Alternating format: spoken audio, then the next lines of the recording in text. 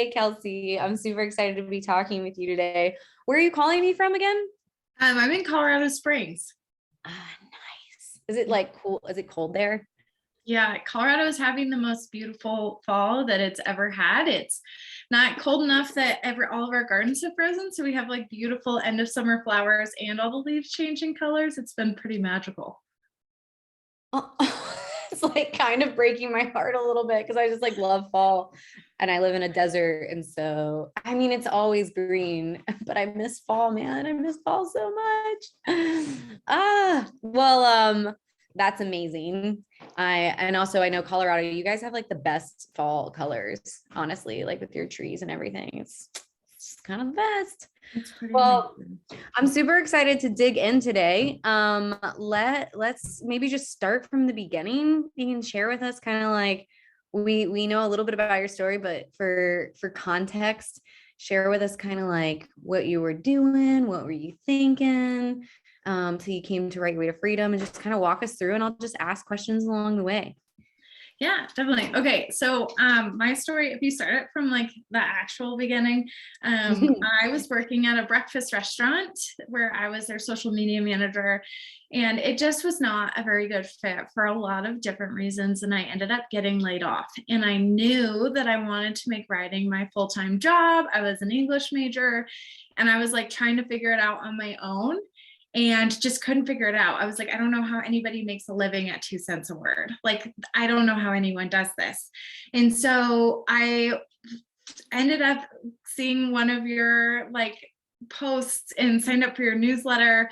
And I was just like, I'm not sure it's right. I'm not sure I should make this investment. And honestly, I didn't have the money to make the investment. So I ended up in another 9 to 5. And then 2 years later, I was feeling unfulfilled in that 9 to 5. And I ran into Kristen, who was living this luxurious life of a copywriter. And I was like, how did you do it? I tried to do it 2 years ago and I couldn't do it. And she was like, oh my gosh, I took this course called Right Way to Freedom. And I was like, no. And I went back to my email and I was like, this is the course I almost signed up for 2 years ago. And so, yeah, roundabout here, that was kind of it. As soon as Kristen's stamp of approval is like a very high stamp of approval for me too. We are college friends from a writing center. So yeah, that was kind of it. And then at that point I was like, okay, I'm going to sign up. And yeah, signed up, and 8 months later quit my job. You guys hadn't talked about it at all till you asked her about it. You had no idea that's what she was doing. No, it was, first off, Kristen used to not have any social media. So I hadn't even looked for her to have any social media. Yeah. And she had moved, this is Kristen's story, but she had moved to Fort Collins, and last I knew she was an English professor up there teaching poetry. And unfortunately, we have a similar mentor and really special person in our life who ran the writing center, and her husband passed away. And I was like, Kristen doesn't have any social, so how will she know? And that's actually how we started talking again. So in a way, Tom is definitely one of the people that brought us back together. Oh my gosh, that's such a sweet and sad, but really like touching story. Wow. Okay, so then you signed up officially then in 2021? Is that? Yes, that last year. Yes. Yeah. When in 2021? Do you remember? Yeah, I signed up at like the very, very end of July, beginning of August, and pretty much took the course for all of August. There is likely a spreadsheet that's floating around in our community somewhere that's how to complete the course in 30 days. And that was my like blueprint, like create the course, start landing clients, build your website. And I was like, this is how I did it, if anybody else wants to blaze through it. So I had to do it in that fast though, because I was getting married in October. And I knew that if I drug it out and I didn't get it done, that I wouldn't have enough. I was worried I wasn't going to have enough momentum to really finish.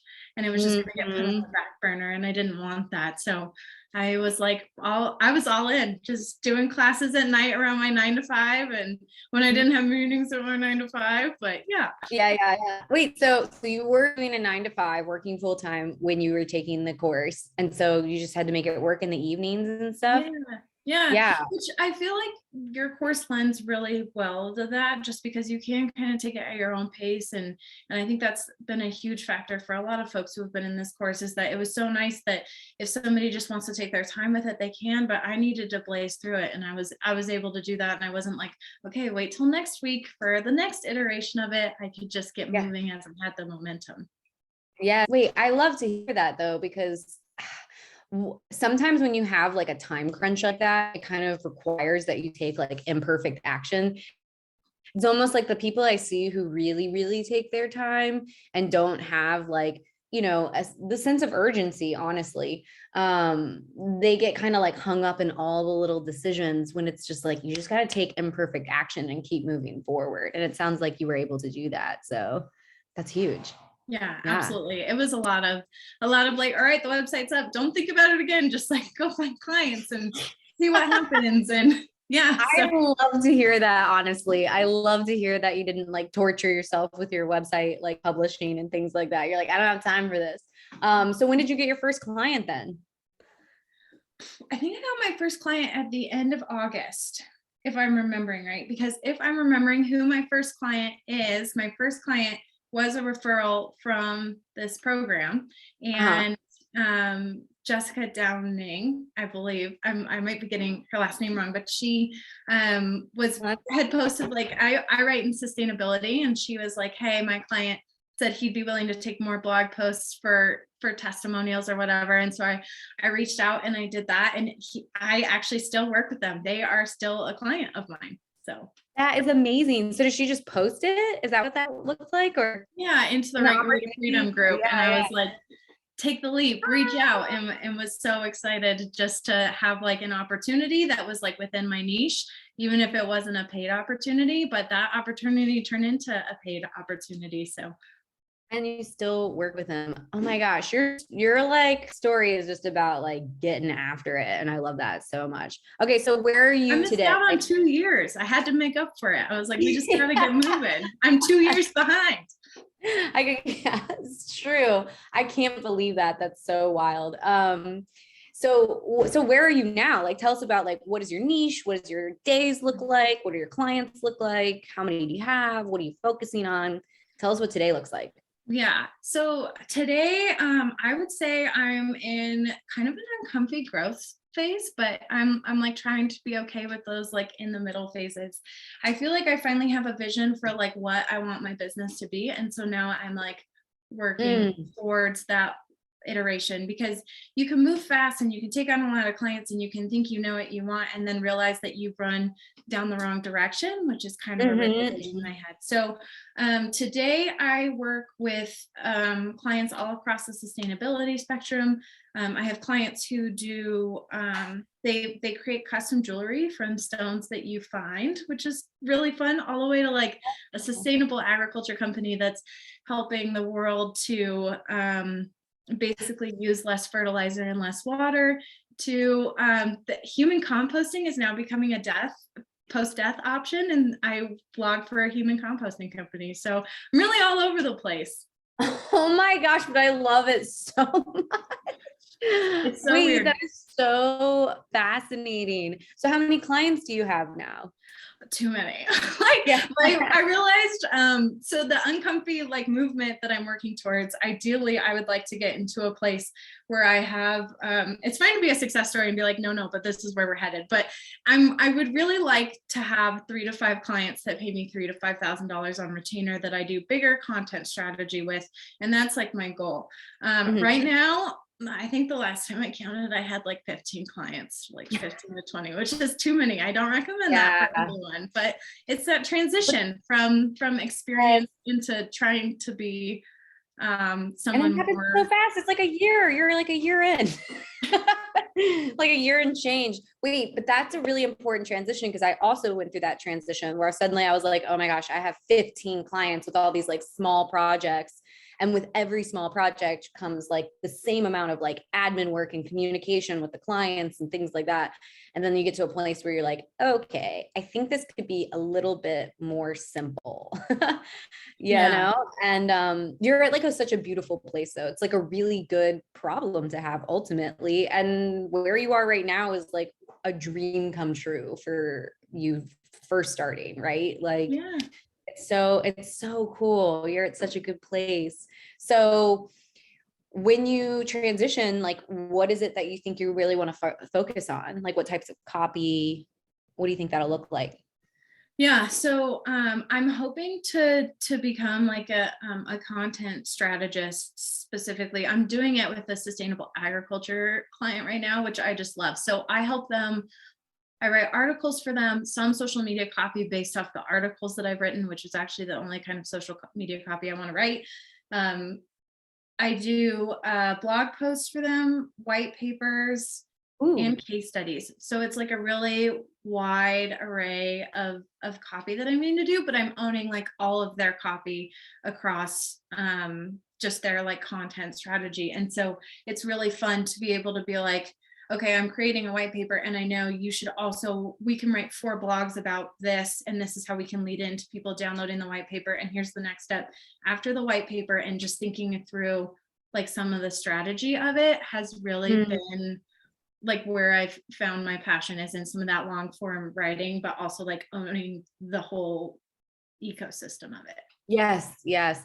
That's the, I mean, for me anyway, that's like where it's like really fun too, right? Like the strategy, the whole like big picture. Do you want to tell us a little bit more about white papers and case studies? Because I know that when we were emailing back and forth, you had mentioned wanting to kind of dig into those. Yeah. I just think they're the best. If you're interested in writing long form copy, just like jump straight to those. I feel like that's what I should have done in the beginning, honestly. I think white papers are just my favorite part about them is they're a super unique kind of copy because they are like just slightly persuasive. And so you mostly get to lead with facts. I feel like you still do have to keep like lizard brain and things like that in mind, but people are coming from it from like a very like rational standpoint of like, we're going to invest millions and billions of dollars into another company to do XYZ for us because they're B2B based. And so they're very big purchasing decisions that you kind of do just get to come in with facts and be like, here's all the logical reasons. And as someone who likes to be right, they're just fun to write because I'm like, these are all the reasons why I'm right.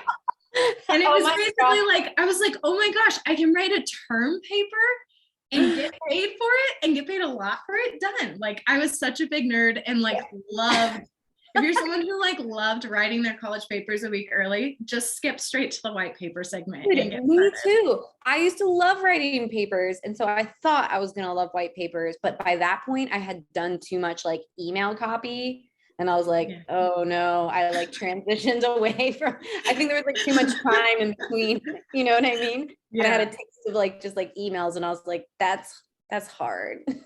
Yeah. So I kind of like end up going, but I always was like, oh yeah, white papers are for sure going to be the thing I'm into, but it just didn't end up working out that way. But I get it. And I love that. It's like, I like writing, like being right, like write white papers. Here are all the reasons I'm white. I write white. Oh man, that is just too funny, all of it, and me tripping over my words. So tell us about case studies. Why do you love case studies?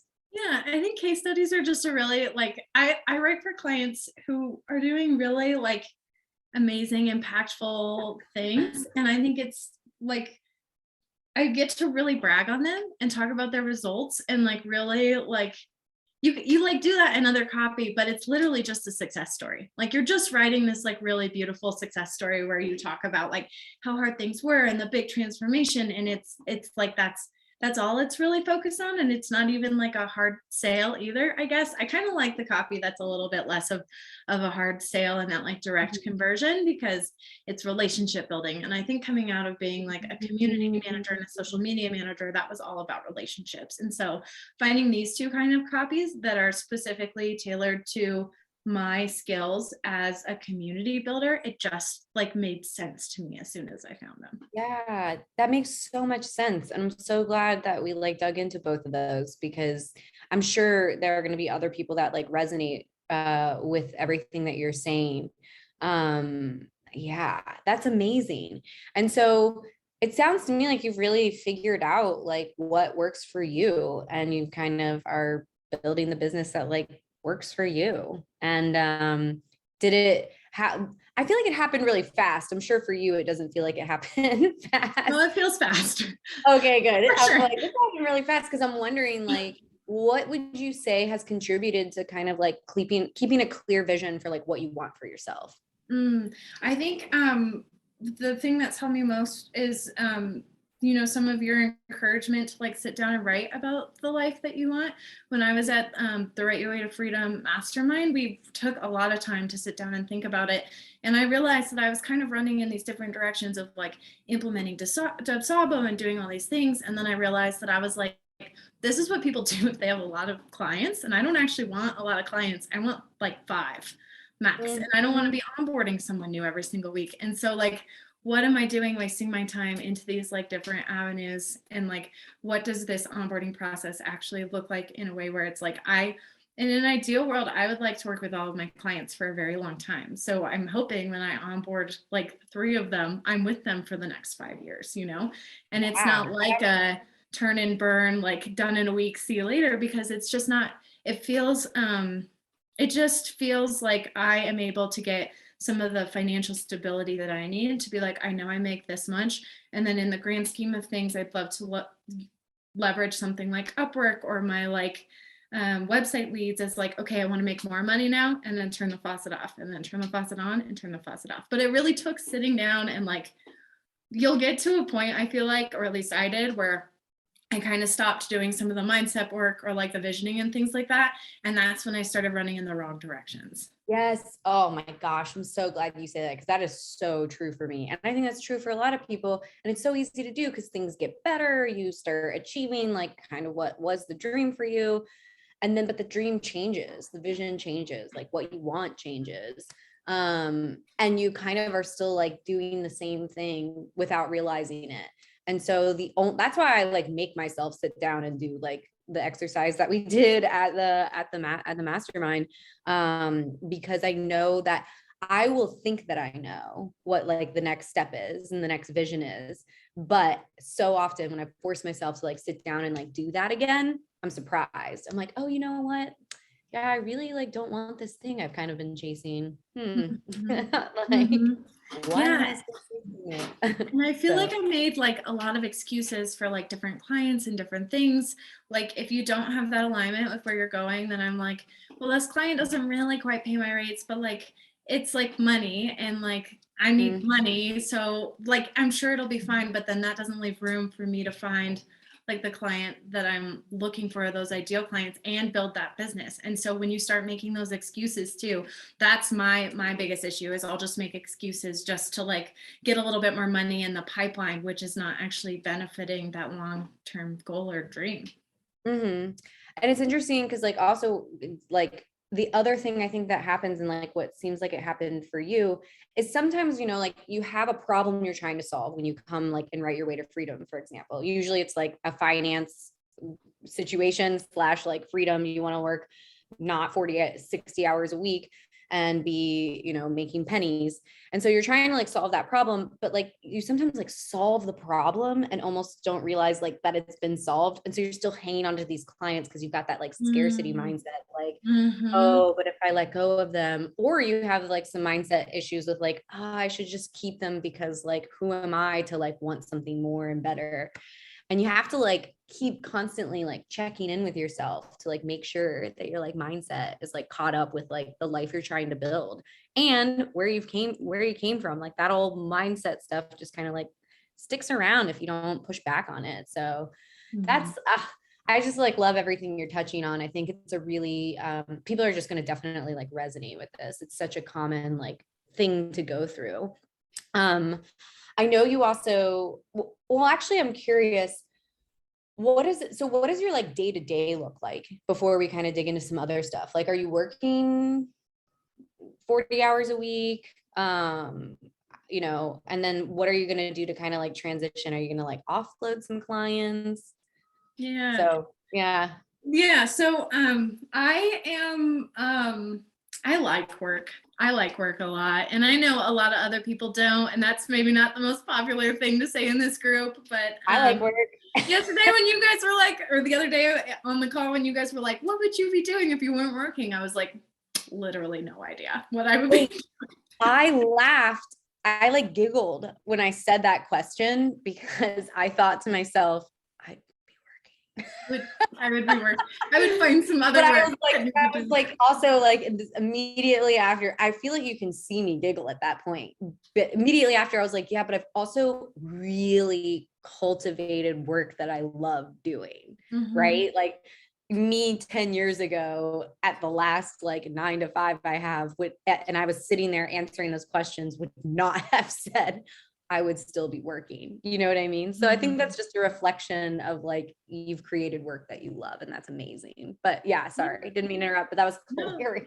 No, good. I'm glad it wasn't just me because I didn't catch your giggle. So that makes me feel better. I was like, shoot, we're supposed to have hobbies. Dang it. No, I was supposed to bring my hobbies to this meeting. Okay, I'll work on that. But yeah, so in my day to day, normally I have like 2 or 3 days that I set up meetings with my clients if they need anything that we have to go over. There's normally not a ton. Honestly, I've tried to create an onboarding process where I have everything that I need, and meetings just kind of slow down my creative flow, I feel like. So then on the flip side of that is I try and have 2 or 3 days where I'm just really focusing and digging into whatever writing projects that I have. And that's with I have some higher end clients right now. So whenever they get back to me too, I honestly kind of just drop everything and take care of their edits to give them a really like phenomenal experience, or do whatever they need, because they are never unreasonable or anything like that, or never require anything like that of me. So just trying to give like a really white glove experience to the clients. I feel like I see a lot of freelancers that are like, well, I'm not going to do that, and like my rules are like 48 hours. And it's so important to enforce those healthy boundaries, but also with like really great clients, when you can surprise and delight them or make their lives easier, like I'm going to do that every time, honestly. If you start being a jerk, probably not. But as long as they're like respecting my boundaries and managing some of those expectations, then, I'm really grateful to be able to give them that experience. Yeah, totally. We said something important there, like they never have unreasonable like requests, and that's important, So it sounds like you're working with people where there's just like some real mutual respect, and that feels so good. You had also mentioned that you would like to talk about pitching. So I'd love to hear about pitching and other iterations of your business. I think you've also hired someone. So I don't know if you want to speak to both those things, but I'd love to hear about it. Yeah. So when it comes to pitching, I think I just have found some like I don't really feel like they're unique, but I've kind of found like some email strategies that have been working for me, as well as I have started, just when it comes to landing white papers, and this is coming in one of my newsletters eventually, but when it comes to landing white papers, one thing I've been doing is going to clients I think I'd like to work with who have white papers, downloading them, and then going through them and figuring out ways that they could be better, and then recording a Loom video and just sending it to them and being like, just so you know, this is how you fix this. By the way, if you want me to do it, it costs X. And it's been working. So, I mean, I think it's just, it takes like a certain amount of confidence, and it takes a certain amount of like, you have to just be willing to hop on video and walk someone through something, because I feel like it's different than sending them. No one's going to read an email, but if you send a video, as like, you're like, wow, you put enough time into this to make a video. Like, what do you even talk about in this?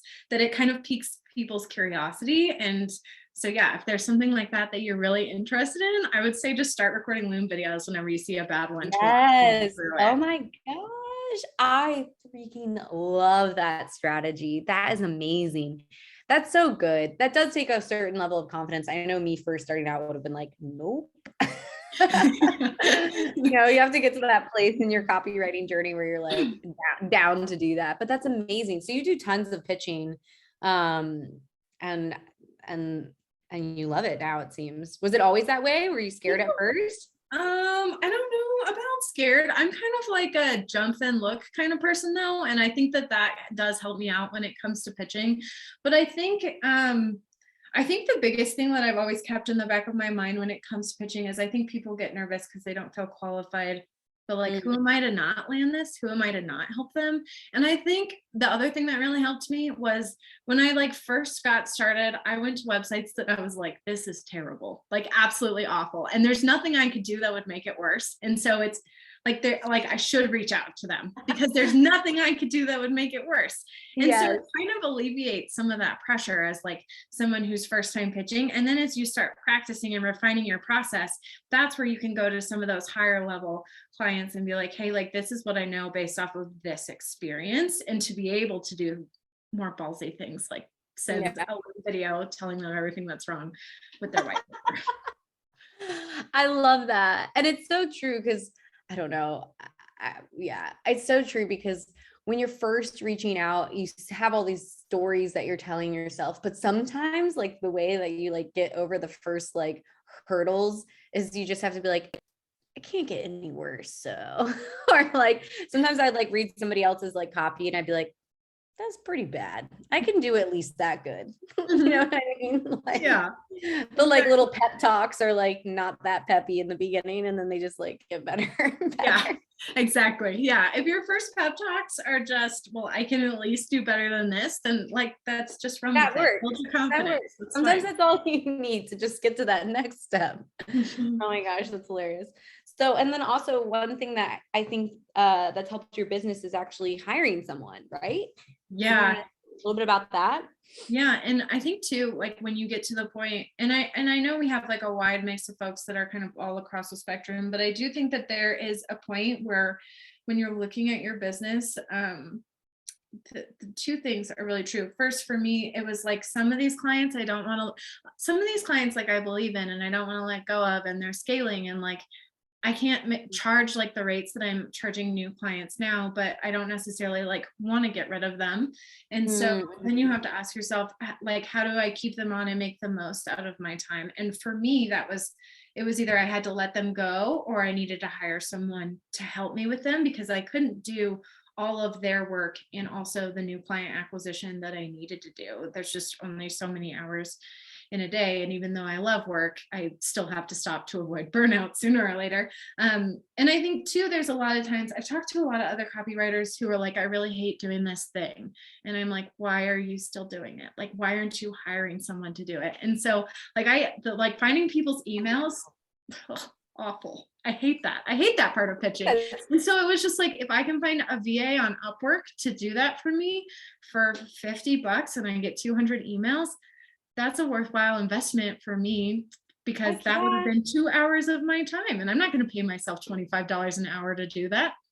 Yes.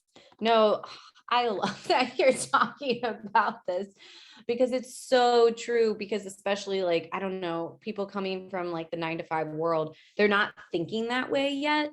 And it's so important to start thinking like this, like, what is my time worth? What am I like earning? And like also the energy exchange too. Like, why would I make myself do something that is like absolutely miserable if I can, pay someone to go ahead and help me with that part of my business? Because it's not even like the $50 that you paid them. It's also how much better your entire day felt because you didn't have to do the thing that you didn't like. And I always remind people, there's always someone out there that loves doing the thing that you don't like doing. There are people who just like love admin, who love like sending emails, who love spreadsheets or whatever the thing is. So I'm so glad you touched on that. So do you want to, I'm curious, you said so you're an Enneagram 8. Yes. I'm just like looking at our notes and I love the Enneagram, but you want to know what's funny? I don't know any 8s. So you don't know any 8s? No, I don't think so. I always like learn about each number as I like know people, and I don't think I know any 8s. So it's a number I know the least amount about. So what does it mean? Will you remind me what your number is?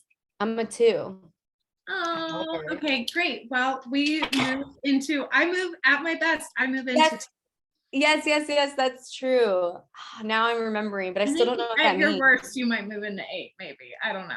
No, I think I try to balance myself with the qualities of an 8, but I still don't know really what an 8 is. What is an 8? Well, if you're like, what the heck is Enneagram? It's basically a personality test, kind of similar to Myers-Briggs, but there's just 8 different personality types that you can be, but you can move into 2 different other personality types, which I've kind of liked because I'm not like, sometimes I feel like the rigidness of like one box doesn't really make sense. And it also kind of gives like you can understand like an unhealthy person versus a healthy person within the realm of Right. being the same thing, which kind of just Yes. provides a lot of context. And so Enneagram's been really helpful for me because it kind of helps me understand like my strengths and also my weaknesses.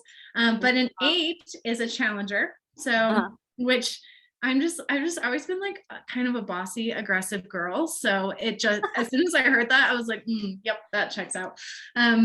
But basically what that means is that 8s are the kinds of folks who like to stand up for other people.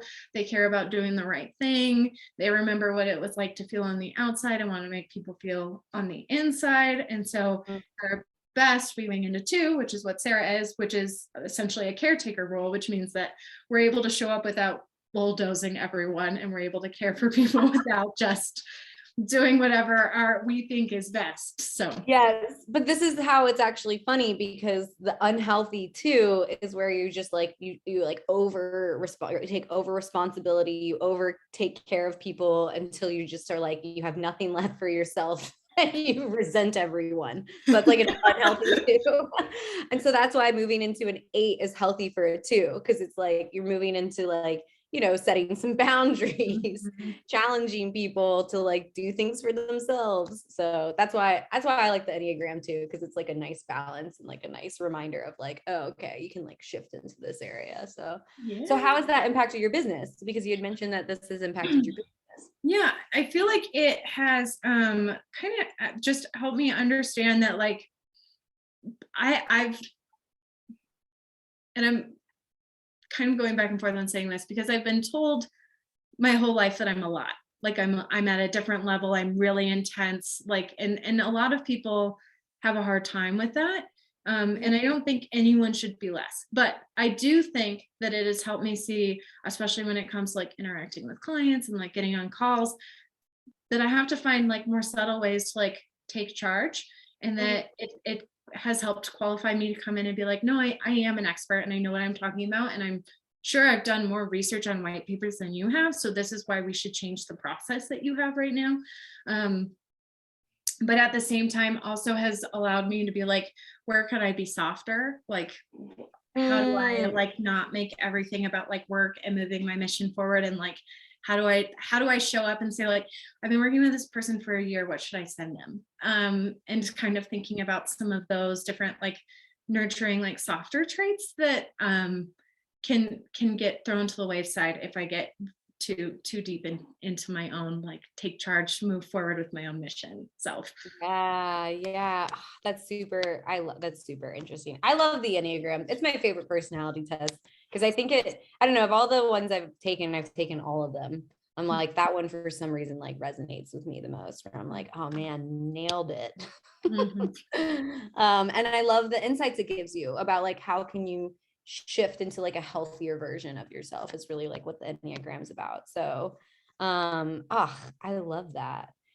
Well, I want to move into some questions that people kind of submitted to ask you. One, what was your first discovery call like? My first discovery call, it was unexpected. And it was with the client that I was telling you all about that I still have right now. We've been working together for a year and we don't have a contract. He just kind of shoots me emails of what he needs, and I've done everything from white papers to scripts to blogs to product descriptions to like kind of all over the place. And I think I would never do it with anyone else, but it kind of has just worked out with him that he's just like a good, genuine person who really appreciates the work that I do for him. So that first call kind of looked like he just kind of rambled a lot, and I just kind of let him ramble a lot because I didn't know what else to do. And then was basically like, how about we just go ahead and do this, and suggested a couple of topic ideas. And he was like, great, that sounds perfect, run with it. And even within it, I was like, when do you want it by? Like trying to like cross all my T's, dot all my I's. And he's like, no, I don't like to interfere with the creative process. Whenever you get it to me is fine. I was like, that's nice. I would love writing to down on my notes. Although Yeah, I'd probably be like, deadline. oh no, I need a deadline for myself. Thank you, sir. I ended up giving myself my own deadlines. Yes. Yeah. Like, I'm gonna crank these out. Like, I'll have this to you by Tuesday, written. Yeah. So it's like holding me accountable. Totally. Yeah. So yeah, he was like, yeah, I feel like contracts and like deadlines just kind of cramp the creative process. And I just want to let you like create the best that you can. So to not cramp that process, like, why don't I'll just pay it all up front. Let's do 6 blog posts and you can get started. I was like, okie dokie. That was that. What? Who is this dream client you found? He's like a unicorn client. It was wild. It was Jessica Downing. She found him. I just reaped the benefits of her sharing him with us. Yes. Oh my Which is God. the best part about this group on it. Like, not the best part, but one of the best parts about this group is just like the amount of opportunities that you get, that I think it must be so siloing to start without a group like this, or to even, I've met some copywriters that have come out of some other programs that don't have the community aspect, that I'm like, finding that first client is so hard without someone posting being like, hey, they need someone and we'll give you a testimonial. And there's already just like a level of comfort that's created. So that was a big game changer with me, with trying to go on my own versus like working within this group. Yeah, 100%. And I love it because everybody's so excited to share opportunities with each other. It's like, it's just the best. Mm-hmm. So the next question is what aspects would you say you struggled with the most when you were first getting started? What aspects did I struggle with the most?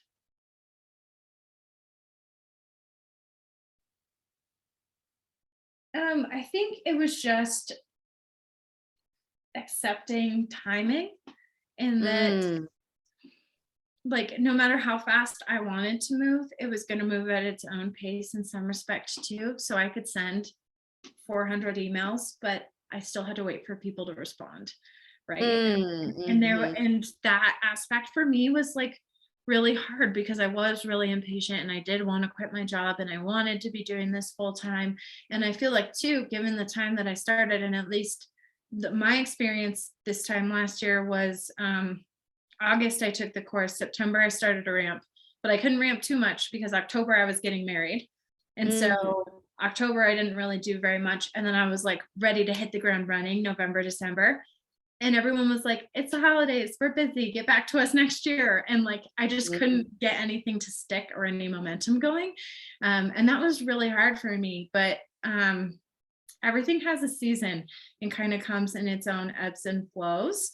And you just have to be like willing to take what you can out of the season and like do what you can with it, because the story of freelance life is it's like feast and famine part of the time. I feel like even as you're getting things set up. And I think that was the hardest part, was like, it's not like that as much anymore. I think now that I've got some clients and have found some ways to generate like new work from those clients and to pitch ideas and look for opportunities, it's different. When those come up, I feel like I have a plan, but at that time I didn't have a plan, because it was like, I just need to get some clients. Yeah. And that's so good. That's such a good thing to touch on, and for people listening to kind of remember, because the other thing about the beginning is like everything, like time feels long and fast all at the same time, right? Like you're just like, every day feels like such a slog, because it's just like, it's a new thing and you have so much like mental stuff going on where you're just like doubting yourself and second guessing everything and unsure. And that's just like so much to deal with. And then you're like, 3 months in and maybe haven't like had a first client yet. And like, oh my gosh, like, is this ever going to happen? But then you have to remember that like 3 months is really fast and that most people go to like 4 years of college to try and like then start their way up like like some corporate job. And so it's just like, it's so hard. It's like it's like a time warp in the beginning where you're just like, this feels like it's taking forever, but like really, I mean, it's pretty fast for you. It happens so fast. So, I think too, when you're surrounded by so many successful people who are doing these things and sharing these wins, you're like, oh, I really want that. Like, why am I not there yet? And it's just like, you just have to be okay with the timing of it. Like and I really like have been able to lean into like from Write Your Way to Freedom 100%, because I don't think I was like this before this course, but like what's meant for me like will be mine, and just like everything else, just like letting it go. Like I think I've gotten like 2 or 3 rejections for different test projects and things like that, then I've been up against other copywriters in the last week, and it hasn't bothered me at all, which is not very much like who I was, I think, even 2 years ago, because it's like, it's just not for me, and there's something else that's coming. And so just pivoting into that new space. That's such a good place to be, because honestly, anytime that's happened, you're going to like get something that you're going to be like, oh, that's why those things didn't work out. I mean, I just can't even say like how many times that's happened to me over the years. And then you get to a place of like trusting where you're like, yeah, okay, that wasn't for me. Mm-hmm. And I'm so glad you're there. That feels really good. It does. It really does. Yeah, it's a sense of calm that comes with like seeing the ebbs and flows and knowing that you have solid client acquisition strategies and that you can lean on, and you have you know, you've kept clients happy, so you know that you've got copy that like works, and that just like, I don't know, it's just like a really good sense of confidence to have, and that's like what I hope for everyone to experience. So I love your story, Kelcie. I'm so glad we got to chat. I'd love to wrap up with I always like to ask people, like, if you could go back and talk to yourself at the beginning and like maybe give yourself a pep talk, or like a, you know, a little tip or a trick or a cheat sheet or anything, just like some words of wisdom, like what would you tell yourself when you were first starting this journey?